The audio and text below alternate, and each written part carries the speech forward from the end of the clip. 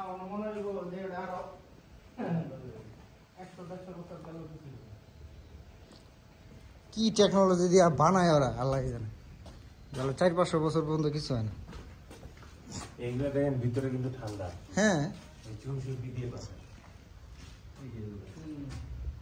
এই যে লোহা ডিন্ডি ঘরের খাবারের অভাব নাই এইখানে লোহা তো পুরো অভাব থাকছে